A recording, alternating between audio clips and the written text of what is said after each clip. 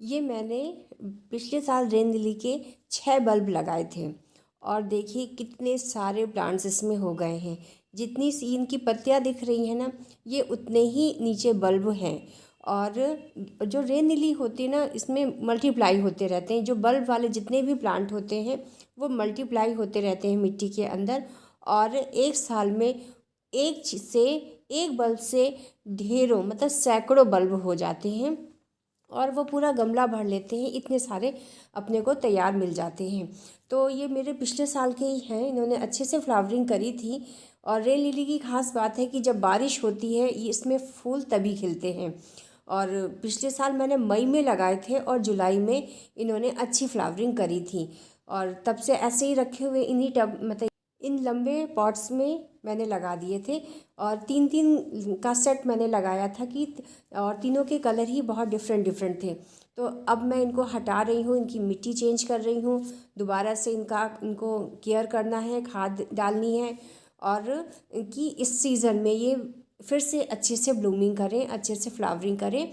तो इसके लिए मैंने सारी की सारी ये मिट्टी पलट दी है। देखिए, ये एक बल्ब था, अभी मैं दिखाऊंगी कितना मतलब अलग अलग साइज़ के थे, कुछ छोटे भी थे कुछ बड़े थे। और एक बल्ब से कितने सारे बल्ब तैयार हो गए। ये एक सेट है, मतलब 6 बल्ब थे, 3-3 मैंने लगाए थे और ये दूसरा सेट है। जो आपको ये दिख रहा है ना गोल वाला एक सिंगल, ये बल्ब मैंने लगाया था। और उससे देखिए इसमें भी 7-8 बल्ब हो गए हैं और पहले वाले में तो बहुत ढेर सारे हो गए हैं। तो बस ये होता है ना कि जितना बल्ब का साइज़ होता है ना, फ्लावरिंग उस हिसाब से होती है। अगर बड़ा बल्ब है तो फ्लावरिंग इस साल दे देगा, अगर छोटे हैं तो इस साल नहीं देंगे। क्योंकि इसमें कुछ मेरे जो छोटे बल्ब थे उन्होंने फ्लावरिंग नहीं करी थी। और इस तरह से ये तीसरा सेट है, इसमें भी खूब सारे इसमें बल्ब तैयार हो गए हैं। और इनको अलग करके डिवाइड करके अलग अलग जगह लगा देंगे। अगले सीज़न में ये फिर से एक बल्ब से इतने ढेर सारे गुच्छे तैयार हो जाएंगे। देखिए दूसरा पॉट भी मैंने खाली कर लिया है।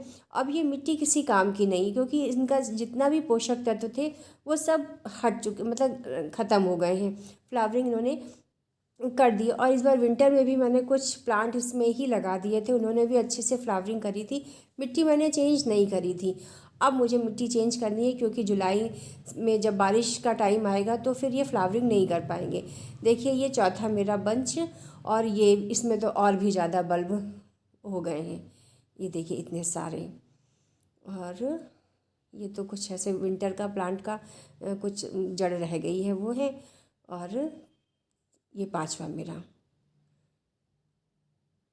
ये देखिए इसमें भी काफ़ी सारे बल्ब हो गए हैं। और कलर तो मुझे नहीं मालूम है, अब जब खिलेंगे तब पता चलेगा। और जो रेन लिली का जो फ्लावर होते होते तो छोटे छोटे हैं, पर जब ये पूरे गुच्छे में आते हैं ना तो बहुत सुंदर लगते हैं। देखिए छठा मेरा जो बंच है, इसमें भी ढेर सारे बल्ब तैयार हो गए हैं। अब इनकी हमें इस सीज़न के लिए हमको फ्लावरिंग के लिए तैयार करना है। ये देखिए मतलब जितने बल्ब हैं उससे एक प्लांट तैयार हो जाएगा। ये बल्ब वाले प्लांट की ये खास बात होती है। ये देखिए कितने सारे एक ही बल्ब से। और इसलिए एक अगर सीज़न में हमने एक किसी से ले लिया है या ऑनलाइन, मैंने ये ऑनलाइन ही मंगवाए थे। और उनसे देखिए इतने सारे मेरे बल्ब तैयार हो गए हैं। तो कुछ मैंने अपने पास रखा है और कुछ मैंने अपने 3-4 फ्रेंड्स हैं उनको भी 4-5 बल्ब दिए हैं कि उनके पास भी हो जाए। ये देखिए अब क्या करेंगे, इसके लिए जो मिट्टी तैयार करेंगे उसमें तो खाद वगैरह मिलाएंगे ही। और जो इनकी जो ऊपर की हैं ये सारी पत्तियां, इनको हम काट देंगे। अब जो नई मिट्टी में लगाएंगे तो अपनी ग्रोथ ये नई पकड़ेंगे और नई फिर से ये इनकी नई सारी पत्तियां इनमें फिर से वापस आ जाएंगी। और ये देखिए मैंने सारे बल्ब कलेक्ट कर लिए हैं, एक जगह रख लिया है। अब मुझे इनको नई मिट्टी तैयार करके अलग अलग सिंगल सिंगल इनको लगाना है, जिससे कि ये अपने अच्छे से ग्रोथ पकड़ सकें और मिट्टी से अपने पोषक तत्व लेके अपनी फिर से अपनी डेवलपमेंट स्टार्ट कर सकें। ये जो मिट्टी पुरानी मिट्टी है किसी काम की नहीं है, नई मिट्टी मैंने बना ली है। और इसमें देखिए ये डीएपी के दाने डाल दिए हैं, गोबर की खाद, थोड़ी सी वर्मी कंपोस्ट, और ये ग्रीन कलर का जो फंजीसाइड डाल दिया है। क्योंकि बारिश होती है, बारिश में फंगस का बहुत ज़्यादा असर दिखाई देने लगता है, तो वो ज़रूर डाल दीजिए। और जो इन्हीं पॉट में मैं खाली मिट्टी चेंज कर रही हूँ, पॉट मेरे वही हैं। होल जितने थे उनके ऊपर मैंने ये कैरी बैग का जो कपड़ा आता है वो मैंने बिछा दिया है और मिट्टी पूरी अच्छे से भर दी है, ऊपर 1 इंच छोड़ के। और इसमें ना थोड़ी सैंड की मात्रा अधिक कर लेते हैं, क्योंकि बारिश में पानी रुकना नहीं चाहिए। जो जड़ें हैं इनको भी रिमूव कर देंगे, हटा देंगे, डरने की कोई बात नहीं है। और फिर से ये अपनी जड़ें और बना लेंगे और ऊपर की पत्तियां भी फिर से स्टार्ट हो जाएंगी, इनकी ग्रोथ अपने अच्छे से पकड़ लेंगी ये कुछ ही दिन में। और इस तरह से मैंने दोनों ही अपने पॉट में 1-1 इंच के गैप में सारे के सारे जितने मुझे लगाने हैं बल्ब वो मैंने लगा लिए हैं। और वैसे तो अगर इसमें दूर दूर भी लगाएंगे ना तो भी अच्छा होता है, क्योंकि ये पूरे गमले मतलब पूरे पॉट को ये कवर कर लेते हैं। इतने मल्टीप्लाई होते जाते हैं, बढ़ते जाते हैं।